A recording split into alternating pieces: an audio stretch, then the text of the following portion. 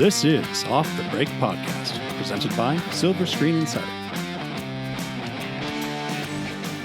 Welcome to the Off the Break Podcast, your podcast dedicated to current movie theater news, operations, and insights from the people that book the movies. I'm here with Kyle and the under-caffeinated Cody this morning. And who are you? I'm Ken, thank you. Ken. I'm under-caffeinated as well. They know who we are. They know me from my Not booming podcasting voice. booming masculine voice. Yes. Hello. Why, hello there. Quiver, ladies, quiver. Yeah. Kyle Cower. So it's going to be that kind of a day. I love it. Well, Yeah. after the kind of day we had Yesterday on Wednesday, it was was chaos. chaos walking. Huh? What a reference I'm just that no one remembers.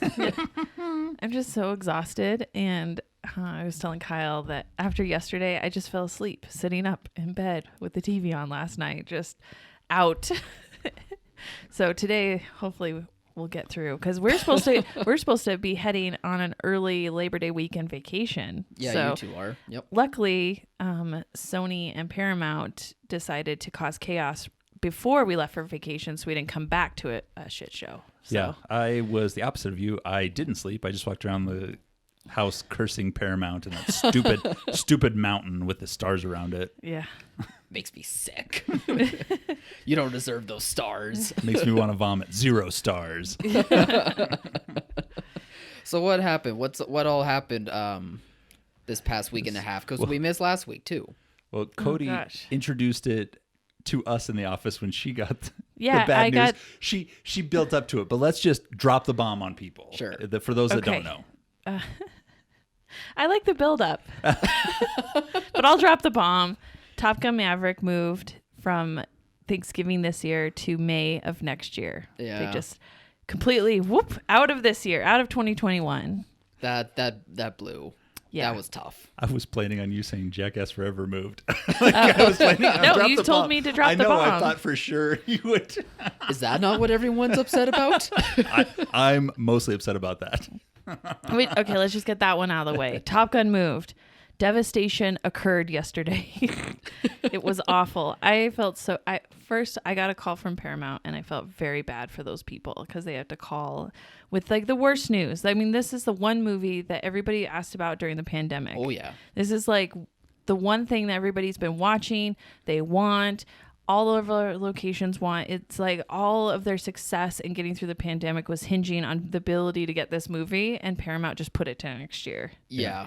It's the golden child of 2021, and then you found out they dropped out of college when you thought that they were gonna ace it. Yeah. It's been So disappointing. May 2020, November 2020, May 2021, November 2021, and now May 2022. At least they're consistent. It's not quite the Sony route where we'll just pick random dates. But, Right. I mean, 5 release dates is, top 5. For a what movie we've that's had been so far. done. Yeah. I mean, it's not like they had to push it back. Like, 'cause they had to push Mission Impossible back. That is another one that also moved, but we weren't caring about that because that was next year. But Yeah. they've had to push that one back several months because of COVID shutdowns and legal realities of suing their insurance company. Yeah. But they did 13 minutes at CinemaCon of Top Gun Maverick, and it rubbed a lot of exhibitors the wrong way. When I sent the news off to theaters that I work with, it was extreme betrayal on their part to have them presented to this less than a week. Oh yeah, no. I mean, a week ago they were like, "We're releasing this in November. It's going to be awesome." I believe that Paramount had their showcase Thursday of last week, and today is Wednesday or Thursday of this week, and we got the call yesterday. So less than a week later, they are like, "Oh, by the way, you'll like this movie, but next year." And nothing changed. Nothing got released in that time.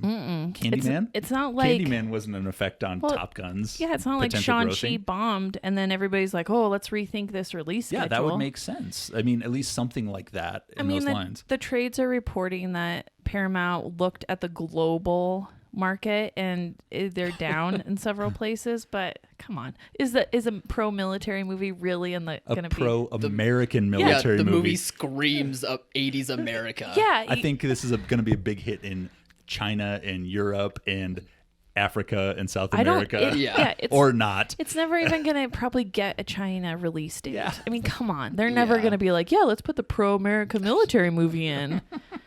So everyone's going to be on board with that. So why do they're like, well, there's some Asian countries that are down, and I'm like, again, no, they don't care. Vietnam's a big fan of American fighter pilots. Probably not. So I'm like, so it screams American audience only. Yeah.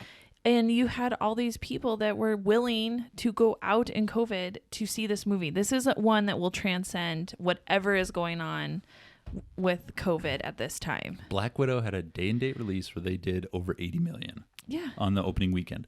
What do you think a theatrical-only Top Gun that appeals to 50-plus-year-old people would do? Right. It could be a 150-plus opening. Mm-hmm. It could have been over Thanksgiving. Yeah. I mean, I had it in multiple screens, at least 3 in my bigger complexes over the course of at least 2 to 3 weeks. That was what we were anticipating the need to be, and we were keeping some space open for some flex space in case we got more people. If you were an 8-screen complex, 3 screens was going to be the minimum you were going to run this on. 2 minimum. And an 8. In an 8, maybe half a screen shows with because there's other films at that time that you want to get in. No, there's not. Pretty much. This was the one. I was looking at Encanto from Disney, Encanto and a King screen Richard and a half and there, and with another half of there's lots Top of Gun. Playable product, but this was the one. This was product. Yeah. I always harp on the light at the end of the tunnel, but that was it. That was for a lot of exhibitors before they got their SVOG money. That this was the light at the end of the tunnel. We'll get SVOG. We'll have Top Gun. We're gonna make it back. And now it's, what are we gonna do? Like, what's gonna bring in? Because it's not that they're not sustaining themselves, but they're breaking even. Like the market is down, grosses are down, and so on the one hand, I'm trying to argue like Paramount, you should have put your movie out there.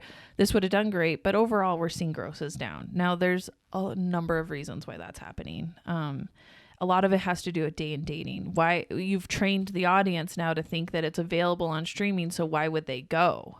Yep.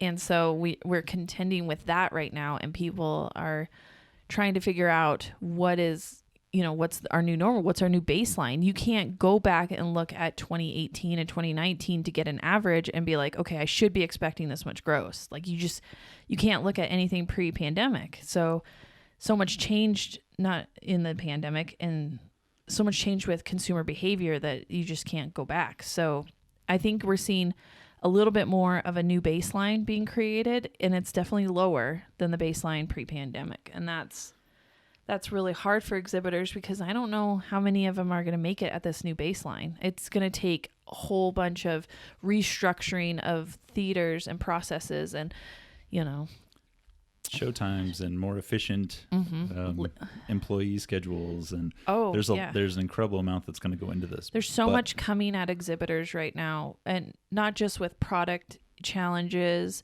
with COVID challenges, but with labor challenges too. Like I'm hearing from a lot of exhibitors, labor's an issue right now because a lot of the high school kids went back to school.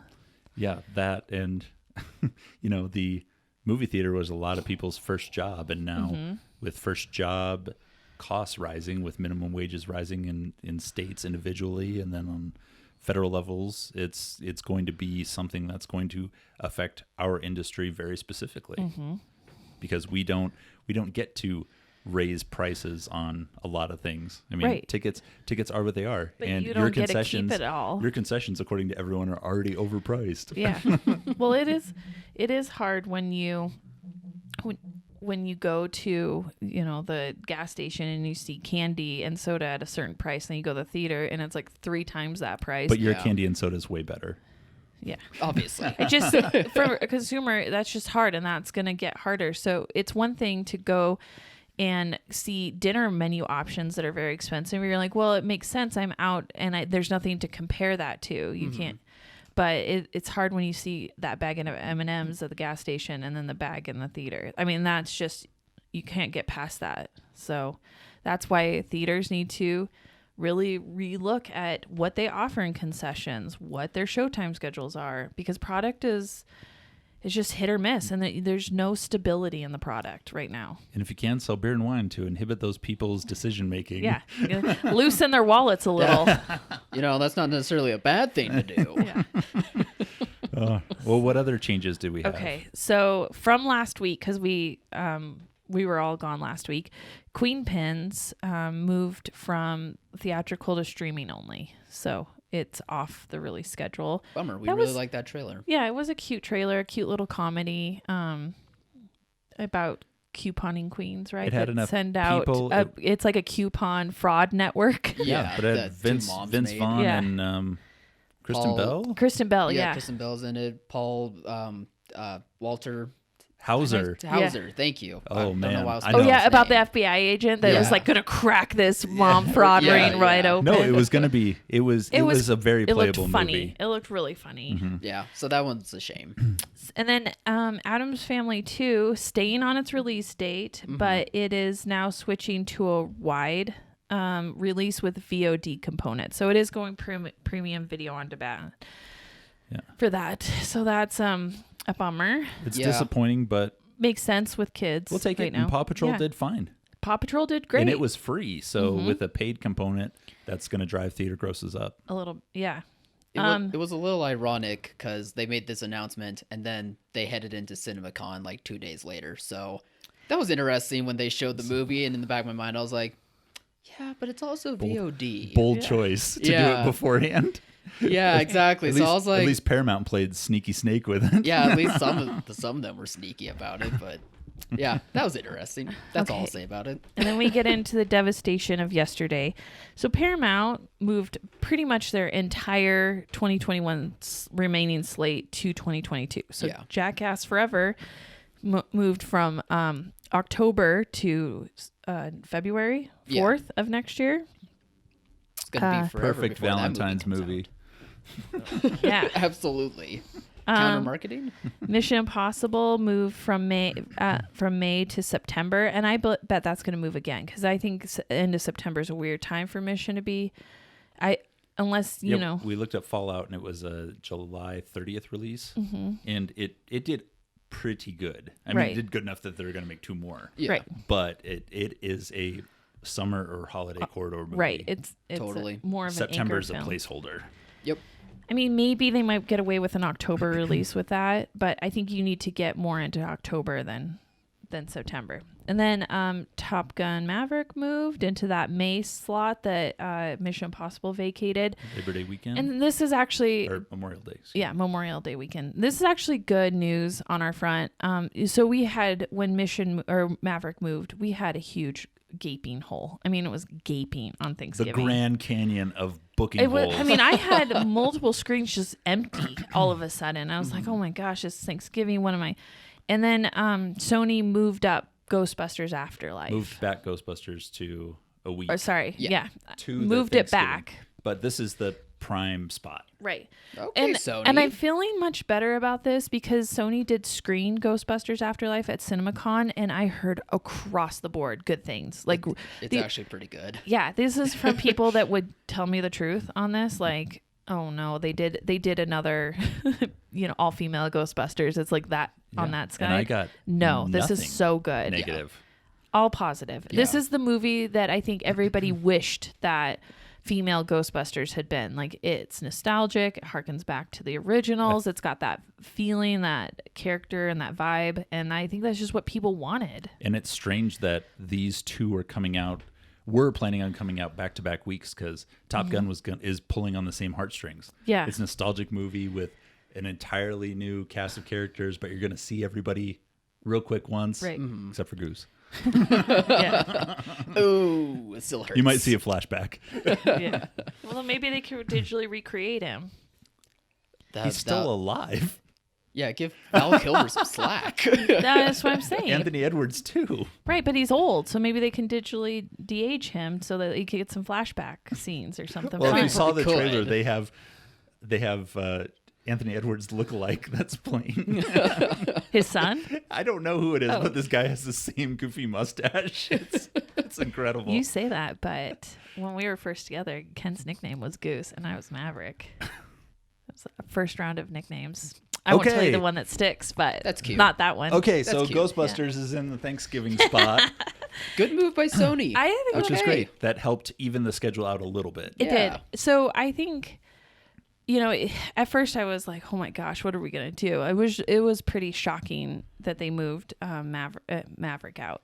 But then with Ghostbusters moving up and actually looking at that schedule, it just gave more room to the other films coming out that time. And I think that we can fill the void. I think you give an extra screen of Encanto.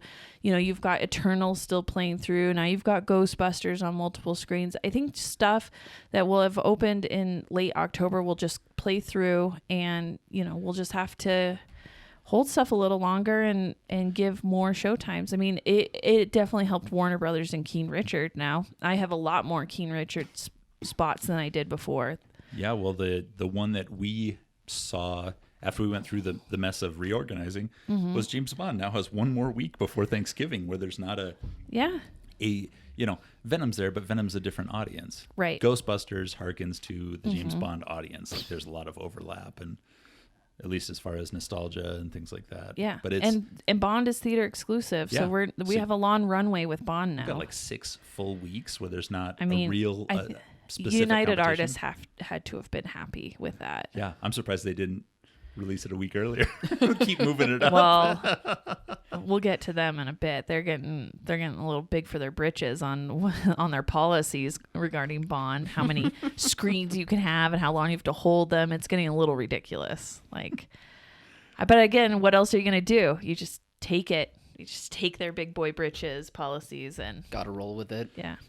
Yeah. So anyways, that's I think we're gonna survive it. I think everything just moves into that moves in, and you give more screens to all the other offerings that week, and then we just hope that nothing moves out at Christmas, because at Christmas again we got a lot of product. There might be some shuffling. Oh, we are not done. This was I had written and submitted schedules for a lot of single screen locations I work at through the end of the year. Yeah. And then Paramount dropped the bomb. And then I was like, I'm going to hold off. And luckily then Ghostbusters moved. Yeah. And it's going to be, there's still going to be some news on Friday. I don't know what it's going to be, but there's going to be something on Friday that's going to adjust the landscape a little bit more. But it's, once they start the ball rolling downhill, they affect everything. Yeah. And I know Paramount knew this was going to happen, and that's why they waited till after CinemaCon. But it's we just hate reshuffling. I thought I was used to things moving and changing. I'm not. No. We never will be. We'll always be surprised. Yeah. Yeah, exactly. A studio moved another movie? What? Like surprised. I back my car into the garage door and then find out the garage door doesn't work anymore. Yeah. Like, what? How did this happen? So, what else do we got on the agenda today besides Devastation release schedule changes? Well, since we talked about the CinemaCon cover-up that Paramount pulled off, Kyle, Yeah. you want to give us a quick... Wrap up of Kyle went to CinemaCon. I did. He was a first timer. Rookie. And anybody who is in the industry who's been to these regional NATO conventions knows CinemaCon is the big one in the West, and then there's Show East in the East. And it used to be called Show West. So there's a long history of this convention. This convention's been around for a long, long time. Kyle did not get a goodie bag, everyone. He just didn't know they existed, didn't know that was part of his registration, and didn't get one. And I thought I was going to blow a circuit when I heard that. I just could not comprehend how he did not get a goodie bag. Tens of dollars of merchandise in that bag, Kyle. Kyle. Tens of dollars. She literally did a cartoonish step back, like face shaking, eyes popping out of her head expression, and she She just could not fathom that I missed out on such great goodies as candy. Every year and It's a really nice. bag. It's a Top Gun Maverick bag, first of all, and it's The movie filled pushed with back anyway. and it's filled with candy. How would you not want that? Every one of these bags we've ever gotten, there is one, possibly two redeemable items in this bag of 50 things. They used to be really good. Yeah, I'm sure they did. Back when In Reagan the was olden running days. Back when Reagan was running the economy and everything worked right. We probably got nice bags. Probably gave you keys to a new Cadillac. Got lots of more T-shirts back then. Take me back to that time. Hats. But I'm on the other side of the fence on this one. These Okay, so bags are take not whatever that Kyle important. says about CinemaCon with a grain of salt. He did know to get a goodie bag. No one pointed me in the direction of the goodie bag. You didn't In my see defense. people walking around being like, "Huh, is that a No. bag I can get?" No, like I legit was the only one there when I showed up to registration. I don't know where everyone was. Getting their goodie bags. Yeah, they were in the other room or whatever. Nobody else is there, and he's like, Dr. Kyle on the name tag. Silver Screen Insider. It's a legit practice. All right, we'll let him talk. Okay, so you went to all the exhibitor presentations, minus Paramount's. Yeah. minus Paramount's. Yeah. So what did you think? Overall, they were about what I expected them to be. Most of them were pretty good presentations of what's to come. I think mostly I enjoyed the presentations because of the Caesar Palace's Coliseum theater that I was in. Like that's really, it was just so nice to be like an actual theater as compared to our crappy Right. one here in town.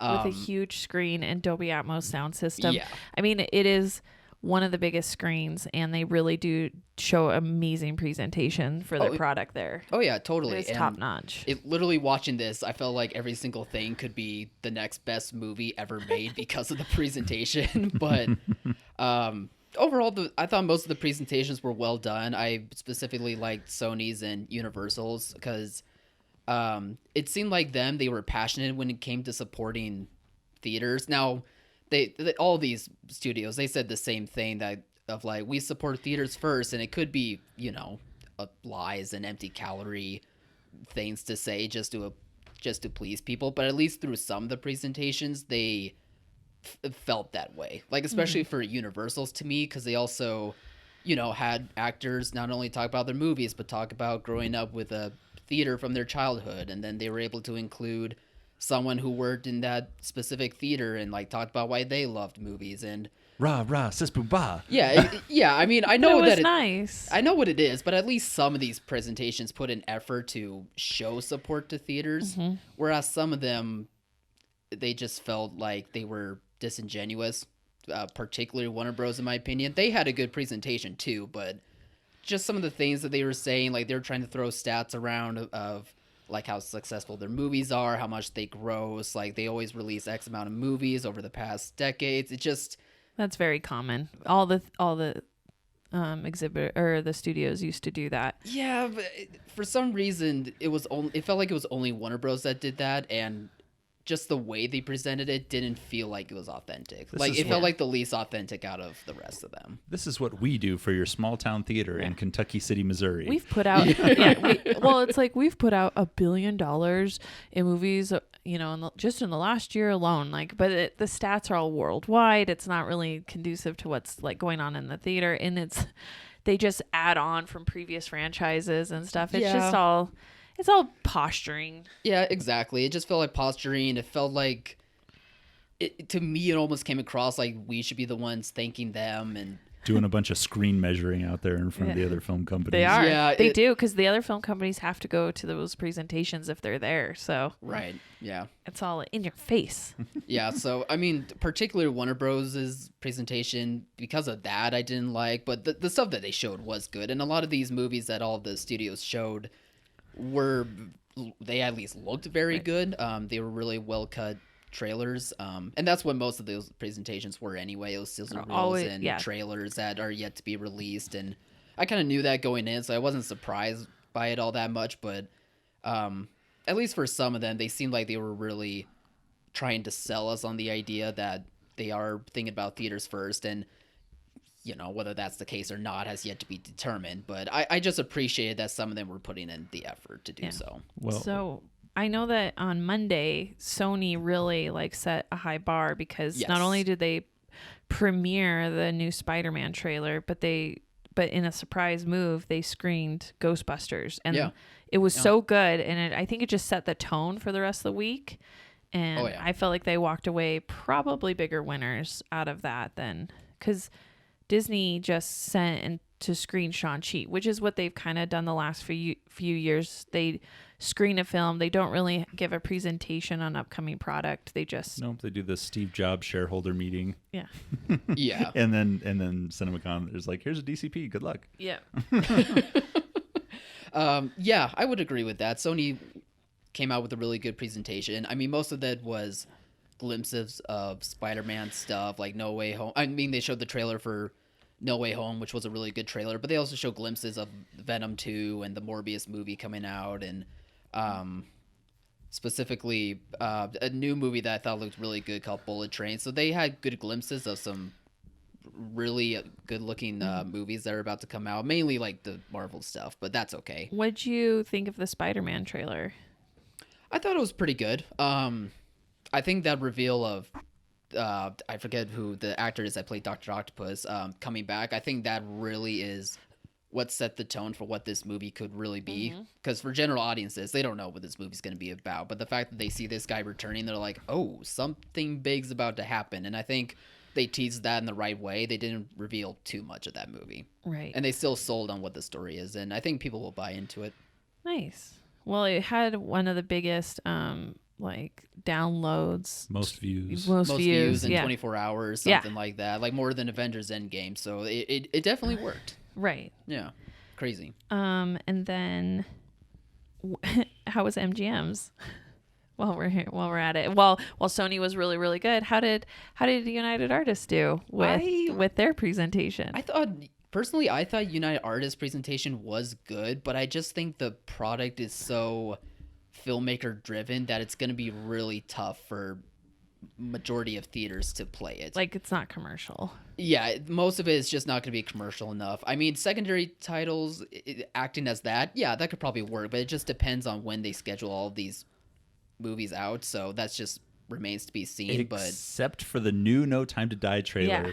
The people are the weapon. Yeah. What did you? So excited. So you saw that trailer at CinemaCon? Not that trailer that just released. We saw a 1? 13-minute clip of the movie. Da-da-da-da. And it does look really good. Yeah. Like that got me pumped to see that movie. More They showed you the action teaser? That showed me the what? The action teaser? The beginning action scene where they always just jump into some crazy situation. I think it's more in the middle of the movie, just by what little context I could get out of it. But it was, I think, the longer version of the scene that we see in the trailers of the car spinning. Oh, and getting shot up. His Aston Martin getting shot up. Yeah, in that scene. Oof. And then she's like, Bond, and he's like, okay. Then he starts taking out the guys. There's a really good build up to it, and then when they're in the car and she's screaming at him, and then the results of it was really cool. It was a really good scene that they showed. Yeah, that was a cool scene in the trailer. I am more excited. I didn't think I could get more excited about this. Yeah. I'm on pins and needles waiting for this. I know. Yeah, it got me more. It got my adrenaline going for this movie. We were talking about it, and I've always felt that this movie was going to be more like Skyfall in excitement and quality than Spectre. Yeah, I would agree. Not as dark, maybe, but It could be. Well, just based on the trailers and what I've seen. It's the end of Daniel Craig as James Bond, not the end of James Bond, but his portrayal. So sure it is. Fair enough. How much they paid him to do Knives Out 2 and 3. Yeah. There's now a bar. It's like, oh, you want to play James Bond again for $80 million? And you're like, yeah, I can do it again. Sure. I've stepped away from it long enough. Cool. yeah. Had a whole pandemic to reconsider. My great grandkids will live in a mansion as well. Well, any other product to note? I mean, you missed Paramount, but the Paramount one I think was really, really good. I don't want to speak great at Paramount right now. I'm kind of mad at them, but they did show 13 minutes of Maverick during that. They went into Mission Impossible. Each Mission Impossible has this big standout stunt, and it seems the last couple of years at CinemaCon they've been showcasing the stunt, and year I went, I think was the 2019 CinemaCon. They had, maybe it was before, where they had Henry Cavill 18, and Tom Cruise, Fallout the 18 jump. one. Oh, yeah. right. And they came for the Halo jump, and they talked about it, and they went in depth, and they showed footage of that Halo jump and stuff. That was really awesome. And I think they did something very similar during this one, only without the stars there. Sure. Anything else? I really like that Sony brought out Jason Reitman, who directed the new Ghostbusters, and he brought out his dad, who directed the old one as well. And they just talked about what, making that movie means to them, and how passionate they are about this movie, and they love the passion that comes from anyone who, just appreciates it. So that was pretty cool to see. Lionsgate did show a trailer for The Unbearable Weight of Massive Talent. I think that's what it's called. Yes. And it's like the Nick Cage movie starring as himself. Oh my God, guys. It's maximum Nick Cage. It's amazing. It's amazing. And it showed a lot of Nick Cage starring opposite of Pedro Pascal. And there was moments in that trailer where Pascal was like outdoing Nick Cage at times. And I was like, That's great. I know. I'm like, is this real? Is this happening? So that one I also really wanted to bring up, because that was like one of the better trailers that came out of there. A number of people said that Ambulance, I think, is that Universal? Yeah, Michael Bay looked movie. really good. It did. And Universal had a horror film, Black something. The Black Phone? I think that's what it was called. That actually looked surprisingly good for a horror title. In January, yeah. I think it's in January. The other news I got from an exhibitor, which I felt bad about at the time, but now I feel gratified that people did this, when Paramount showed Clifford the Big Red Dog instead of Top Gun. Yeah. For their exhibitor. There was a mass exodus from the Coliseum, because you sit and show us 10% of Top Gun and then lead us into Clifford the Big Red Dog. I mean, it probably would have been worse if they showed all of Top Gun and then moved, pulled it, right? So you knew exactly what you were missing. No, it definitely would have been, but just show a new trailer, cut a new trailer. Honestly, I probably would have walked out too. I don't care about Clifford the Big Big Red Dog. It's crazy. I'm okay They screened Clifford, but it's on set. It's not on the release schedule. And there's no kids there. Yeah, I don't kids. know. I don't know what they were thinking there. Yeah. I mean, I guess if people liked it, good. That's all they have. That's the only piece of product that they had for this year that's not been moved. Yeah, but why bother showing it if it's on set to begin with? I mean, they tried, but I wonder if they were hoping to get some feedback, because I think their plan was always to move Maverick, and I think they wanted some feedback on Clifford, because there's some because there was some talk that they might throw that back in. I think they're going to get the wrong idea then. I think they're going to see that it's people walked audience. out and they're like, oh, it's clearly supposed to be a streaming movie, a day-and-date movie, when instead it's like, no, we just don't. You can play this movie in our theater. We just would rather see what's in store for Top Gun. You're not there with your kids, and there's giant plastic alcoholic beverages immediately outside the door. Yeah. Like, what am I going to do? Yeah. And you're in the hotel. You're not going anywhere. Yeah. You're like, oh, I think that margarita is calling my name.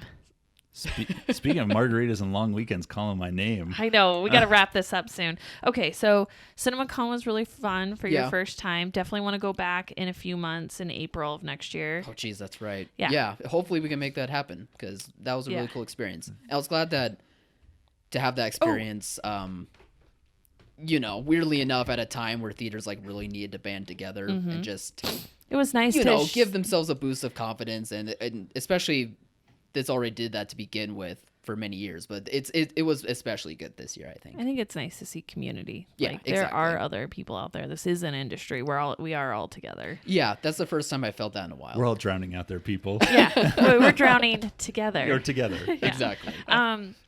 Real quick, Disney screened Shang-Chi. Yep. We're going into it this weekend. Yep. Give us your 30-second review. There's going to be early shows tonight of it.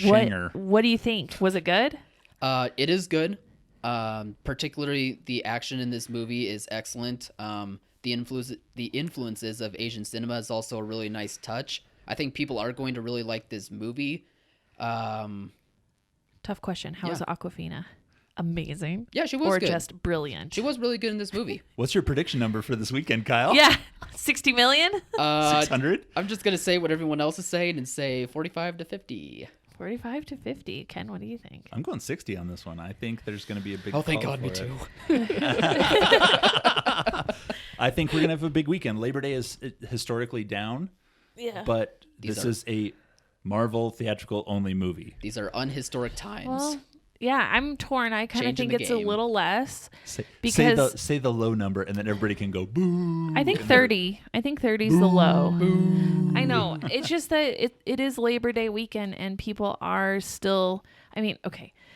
I talk about people always being gone camping in the West. We have a lot of Western state clients. It's a very big issue. Nobody shows up on Labor Day. Yeah. Because it's the last camping weekend. And they're like, oh, well, maybe this year they're not going to want to go out. No, they are. Everybody bought brand new campers. That's like thousands of dollars and money just sitting in your driveway. You're going to use it. 60 million Sure. for the 4-day weekend. I'm changing my 30. goal.